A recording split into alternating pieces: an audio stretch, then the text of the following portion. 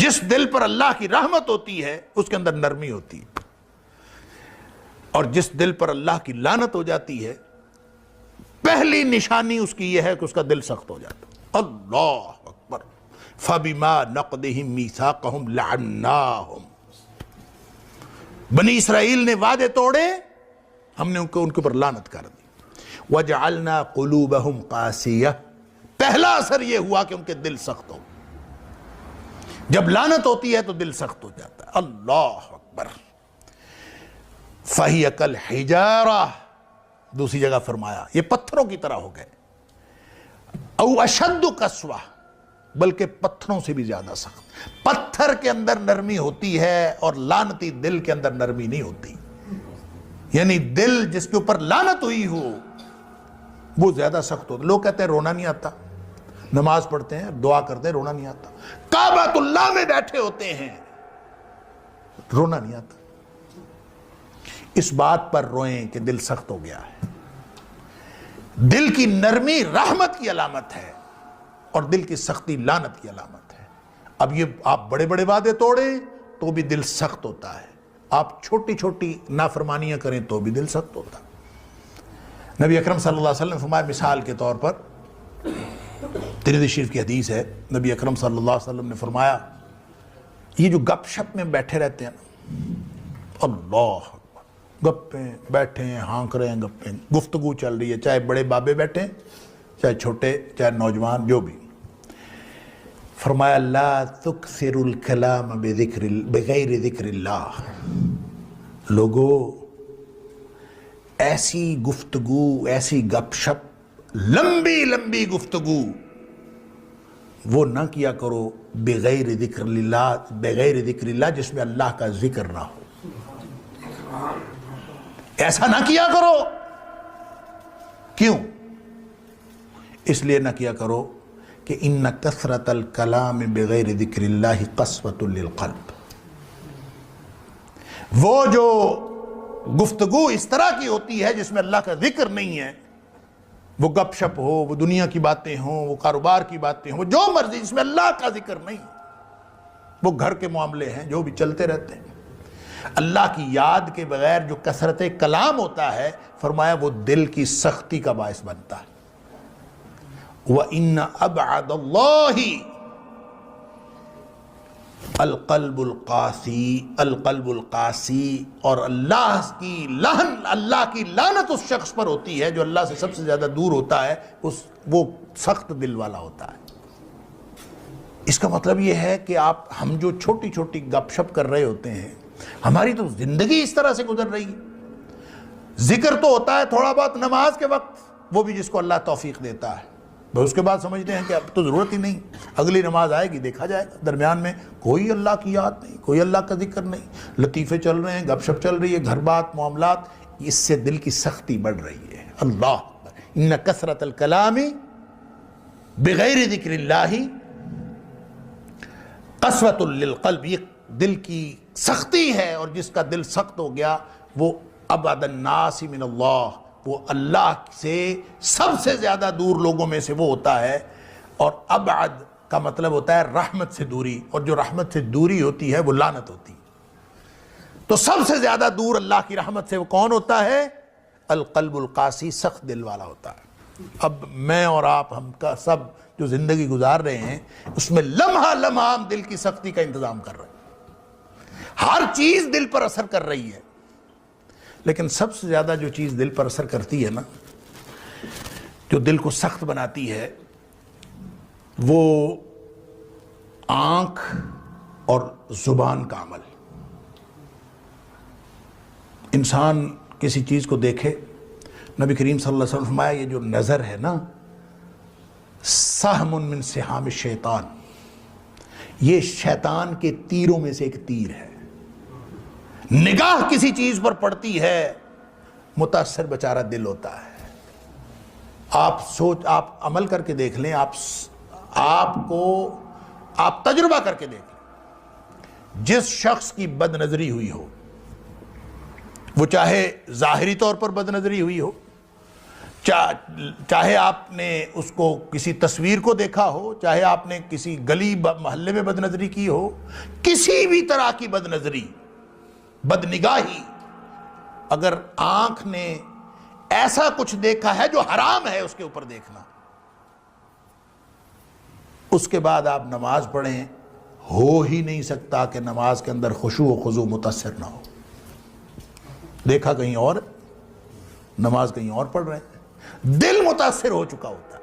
یہ ہو نہیں سکتا کہ انسان آ کے اس کے بعد عبادت کرے، اس کی عبادت میں خشوع و خضوع کا وہ لیول اور وہ سطح قائم رہے جو اس سے پہلے تھی۔ کیوں؟ اس لیے کہ جب آپ نے بد نگاہی کی، نگاہ پڑی، وہ شیطان کے تیروں میں سے تیر ہے، اس کا پہلا وار جو ہے اپنے دل پر چلتا ہے، بس حالات خراب ہو جاتے ہیں۔ جب حالات خراب ہوتے ہیں، اچھا جی پھسلن ہے، اللہ معاف کرے، آپ اگر پھسلتے چلے جائیں، جس دن آپ کو دل کی سختی محسوس ہونا بند ہو جائے، دل کی سختی ہو، دل آلودہ ہو رہا ہو اور اس کا احساس بھی ختم ہو جائے کہ میرا دل آلودہ ہو رہا ہے، اگر تو نقطہ لگا، سیاہ نقطہ احساس ہو گیا، آپ نے اس کے بعد نیکی کی، اللہ سے توبہ کی، نقطے مٹ گئے، صاف ہو گئے۔ اگر یہ احساس بھی ختم ہو گیا نا کہ کوئی مسئلہ ہو رہا ہے، کوئی بات نہیں، خیر ہے، بس جس دن آپ نے اس بات کی پرواہ کرنی چھوڑ دی، سمجھ لیجئے کہ اس کے بعد آپ ایک ایسی کھائی کی طرف پھسلتے چلے گئے۔ نبی اکرم صلی اللہ علیہ وسلم فرمایا، حجبت الجنت بالمکارہ وحجبت النار بالشہوات۔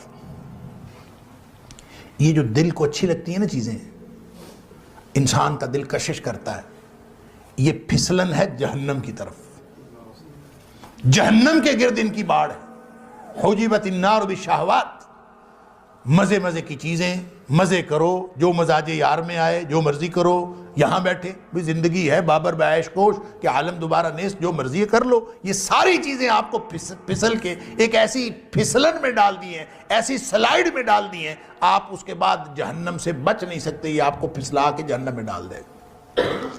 حجبت الجنت بالمکارہ، جنت میں جانا ہے تو نفس کو لگام ڈالنی پڑے گی، مکروہات نفس، دل کو مشکل لگتے ہیں کام، اس کو مائل اور قائل کرنا پڑتا ہے، اور مائل قائل کر کے بڑی مشکل سے، کب آسان ہے بھائی، اپنے دل کے خلاف اٹھ کے آپ سردیوں میں اٹھ کے نماز پڑھنا، روزے رکھنا، خدمت خلق کرنا، اپنی جیب میں سے پیسے خرچ کرنا، علی ھذا القیاس جتنے بھی حقوق اللہ اور حقوق العباد کی چیزیں ہیں، بڑی مشکل دل کو قائل کرنا پڑتا ہے۔ حجبت الجنت بالمکارہ، جب یہ مکروہات نفس ہیں، دل کو مجبور کر کے، محنت کر کے اس کو مائل اور قائل کرنا پڑتا ہے، وگرنہ یہ تو اس کے اندر تو ٹینڈنسی یہ ہے، ان النفس لامارۃ بالسوء، یہ ہمیشہ آپ کو برائی کی طرف لے کے جائے، یہ دشمن ہے انسان کا اندر بیٹھا۔ الا ما رحم ربی، جب اس پر رحمت ہو جاتی ہے تو پھر یہ گناہ کی طرف نہیں لے کے جاتا، پھر یہ انسان کو نیکی کی طرف لے کے جاتا۔ اللہ ہمارے دلوں پر رحمت کر دے۔ قد افلح من زکاہا، جو اس کو پاک صاف رکھے، اس سے اس کے سارے اعمال ٹھیک ہوں گے، اعمال ٹھیک ہوں گے تو انشاءاللہ امتحان میں کامیابی حاصل ہوگی، اور اگر اسی کو پاک صاف نہ رکھ سکا، یہی آلودہ ہو گیا، زنگ لگ گیا، تو پیچھے کیا رہ گیا؟ اللہ اکبر۔ قد خاب من دساہا، میں عرض کر رہا تھا یہ جو دساہا ہے نا، اس کا ایک معنی تو آلودہ کرنا ہے، اس کا ایک معنی ہے دبا دینا۔ یہ بھی آپ کبھی اس کی تفسیر جو ہے وہ پڑھیے گا۔ دبا دینے کا مطلب پتہ کیا ہوتا ہے؟ دبا دینے کا مطلب یہ ہوتا ہے کہ دل جس بات کو بھی کرے، آپ نے اس کی بات نہیں ماننی، آپ نے اس کی ہر خواہش کو دبا دینا۔ قرآن کہتا ہے کہ اس کو دبا دینے والا بھی نامراد ہے۔ آخر اللہ نے دل بنایا ہے، آخر اللہ نے جسم بنایا ہے، وَإِنَّ لِجَسَدِكَ عَلَيْكَ حَقًّا، حق ہے اس کا۔ لہذا اگر بھوک لگی ہے، دل چاہ رہا ہے کہ میں نے کھانا کھانا ہے، آپ کہیں کہ تجھے کھانا نہیں دینا، یہ دساہا ہے۔ اگر آپ کو شہوت کی اشتہا ہے، آپ جوان ہیں، جن سے مخالف کی ضرورت ہے، آپ کہیں کہ نہیں شادی کرنی، دساہا ہے، قد خواب من دساہا۔ اسلام نے ایسی کوئی تعلیم نہیں دی کہ آپ اپنی جائز خواہشات کو بھی دبا دیں، نہیں، اسلام نے اس کے لیے چینل دیا ہے، حرام کو چھوڑیں، حلال استعمال کریں۔ اللہ نے کوئی چیز ایسی نہیں رکھی جس کے لیے حلال کا کوئی راستہ نہ رکھا ہو، اور اگر آپ کا دل کرتا ہے آپ حرام کام چھوڑیں، حلال کا راستہ اختیار کریں، وہ حلال کا راستہ اختیار کر کے جب خواہش نفس پوری کریں گے تو اس میں بھی ثواب ہوگا۔ نبی پاک صلی اللہ علیہ وسلم فرمایا فی بضع احدکم صدقہ، تم اگر تعلق زوجیت قائم کرتے ہو تو اس میں بھی ثواب ملتا ہے۔ صحابہ حیران ہو، ایک آدمی خواہش نفس پوری کرتا ہے، اس کو ثواب کیسے ملتا ہے؟ اللہ اکبر۔ نبی اکرم صلی اللہ علیہ وسلم فرمایا اگر وہ حرام کاری کرے تو گناہ نہیں ملے گا؟ ملے گا۔ جب گناہ ملے گا حرام کاری کرنے سے تو حلال کاری کرنے سے ثواب کیوں نہیں ملے گا؟ لہذا مومن کا جو کھانا پینا سونا جاگنا سب ثواب ہے۔ یہ سوتا ہے اپنے آرام کے لیے، جسم کے آرام کے لیے، چونکہ وہ مومن ہے، چونکہ اس نے اپنے سارے معاملات کو حلال کے دائرے میں محدود کر لیا ہے اور حرام سے بچنے کا تہیہ کر رکھا ہے، اس لیے اس کا سونا جاگنا بیٹھنا اٹھنا سب ثواب بن جاتا ہے۔ لہٰذا اس جسم کو، اس دماغ، اس دل کی خواہش کو دبانا مقصود نہیں ہے، اس کو اس راستے پر رکھنا مقصود ہے جو راستہ اللہ اور اس کے رسول صلی اللہ علیہ وسلم نے دیا۔ دیکھیں سادہ سی بات ہے، اللہ تعالیٰ نے قرآن میں فرمایا کہ تم ایسا کرو کہ میں نے دل ایک صاف ستھرا ایک سٹینڈرڈ پہ تمہیں دیا، تم ایسا کرو کوئی نیا کارنامہ سر انجام نہ دو، کچھ بھی نہ کرو، صرف وہ دل اسی حالت میں میرے پاس واپس لے آؤ، کم از کم اس کو گدلا تو نہ کرو، کم از کم اس کو آلودہ تو نہ کرو، اس کو آلودگی سے بچا کر ویسا ہی میرے پاس لے آؤ۔ اللہ اکبر۔ یوم لا ینفع مال ولا بنون الا من اتی اللہ بقلب سلیم۔ فرمایا اس دن نہ مال کام آئے گا نہ بیٹے کام آئیں گے، کام یہ آئے گا کہ صحیح سلامت دل واپس جا کے اللہ کے سامنے سپرد کرتا ہوں۔ الا من اتی اللہ بقلب سلیم، جو صحیح سالم دل لے کے آ گیا، جیسا اللہ نے سٹینڈرڈ پہ دل دیا تھا اس نے اس کو آلودہ نہیں ہونے دیا۔ قد خواب من دساہا ہے نا، جو اس کو آلودہ کرے گا وہ نامراد ہوگا، اس نے آلودہ نہیں کیا بلکہ اس نے یہ کیا قد افلح من زکاہا، اس کا تزکیہ کرتا رہا، اور تزکیہ کا کوئی طریقہ اور نہیں ہے۔ تزکیہ کا طریقہ کس نے بتایا؟ یہ آپ بیٹھ جائیں اور خاص قسم کے چلے کاٹنے شروع کر دیں تزکیہ نفس کے لیے۔ اور ہمارے علاقے میں ایک بزرگ تھے، اس کے بارے میں بتایا جاتا تھا کہ وہ سیب سامنے رکھ لیتے تھے، یہاں لٹکا ہوتا تھا سیب، اور بس وہ اس کو دیکھتے رہتے تھے۔ کسی نے پوچھا حضرت یہ کیوں کیا؟ کہتا ہے یہ دل کرتا ہے اس کو کھانے کو، تو میں اس کو دکھاتا ہوں اور کھانے نہیں دیتا تاکہ اس کا تزکیہ ہو۔ حد ہو گئی ہے۔ اللہ کریم نے کھانے کے لیے حلال طیب رزق دیا ہے، اور اس کے لیے آدمی اپنے آپ کو اس کو تزکیہ نفس کہے، یہ تزکیہ نفس نہیں ہے، یہ قد خواب من دساہا ہے۔ تزکیہ کیسے ہوگا؟ لقد من اللہ علی المؤمنین اذ بعث فیہم رسولا من انفسہم یتلو علیہم آیاتہ ویزکیہم۔ تزکیہ کا طریقہ اور تزکیہ کرنے کے لیے نبی اکرم صلی اللہ علیہ وسلم تشریف لائے، لہٰذا ہر وہ چیز، ہر وہ بات تزکیہ کی ہے جو نبی پاک صلی اللہ علیہ وسلم نے بتائی، اس سے دل کا تزکیہ ہوتا۔ اور اگر انسان کوئی اور کام کرے جو خود ساختہ ہو تو تزکیہ نہیں ہوتا، اس سے دل مزید آلودہ ہوتا ہے، یا اس کو اس کے سارے کے سارے جو خیالات ہیں ہم اس کو دبا دیں گے، حلال جذبوں کو بھی دبا دیں گے، تو یہ بھی آپ کے لیے نامرادی کا باعث بن سکتا ہے۔ اللہ تعالیٰ معاف فرمائے۔ آخری حدیث عرض کر کے میں بات اپنی مکمل کرتا ہوں۔ نبی اکرم صلی اللہ علیہ وسلم نے ایک دفعہ یہ فرمایا، اب دیکھیں پورا کا پر دار و مدار جو ہے وہ نفس پر ہے۔ اللہ اکبر۔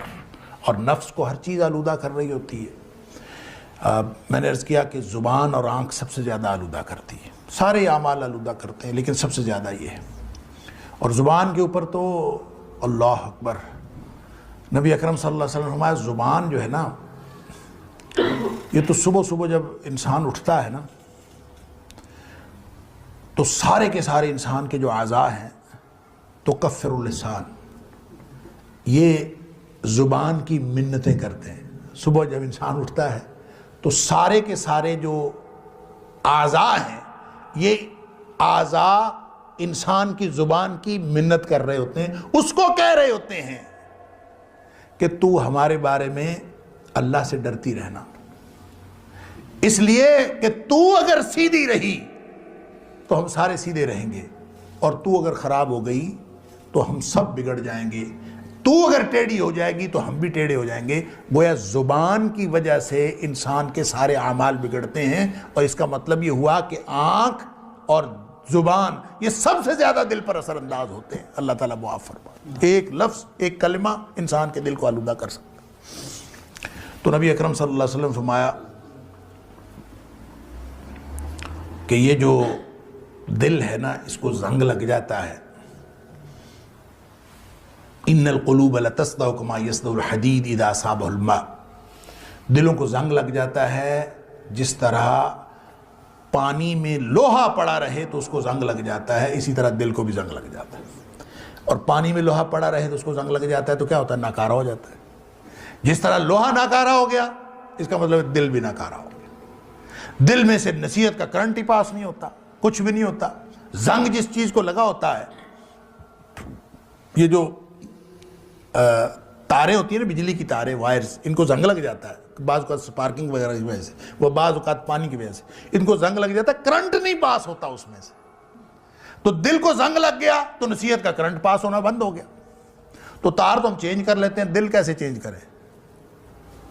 دل تو وہی ہے، اب اس کو کیسے چینج کریں؟ زنگ لگ گیا، کما یصدع الحدید اذا اصابہ الماء، تو دلوں کو زنگ لگ گیا۔ اور صحابہ کرام کو معلوم تھا کہ دل کو زنگ لگ گیا تو پورا جسم خراب ہو گیا، نبی پاک صلی اللہ علیہ وسلم نے خود فرمایا۔ تو پھر کیا کریں؟ ایک دل ہے، اسی کو زنگ لگ گیا، وہی خراب ہو گیا، تو اب کیا کریں؟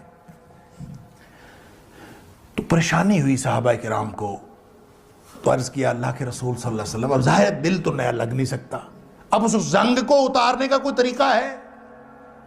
فرمایا وما جلاؤہا یا رسول اللہ صلی اللہ علیہ وسلم، اللہ کے رسول صلی اللہ علیہ وسلم، اس کو زنگ کو دور کرنے کا کوئی طریقہ ہے؟ کوئی منجن، کوئی ریگ مال کہ اس کو رگڑیں، ختم کر دیں، وہ تجلیہ نفس ہو جائے، پاکیزہ ہو جائے، اوصاف حمیدہ کو قبول کرنے کے لیے تیار اور آراستہ ہو جائے؟ کوئی ہے طریقہ؟ نبی اکرم صلی اللہ علیہ وسلم فرمایا ہاں ہے، اللہ کثرت ذکر الموت و تلاوت القرآن، فرمایا کہ اپنی موت کو زیادہ زیادہ یاد کیا کرو، اور دوسرا قرآن پاک کی تلاوت زیادہ کیا کرو۔ یہ دو باتیں اگر کی جائیں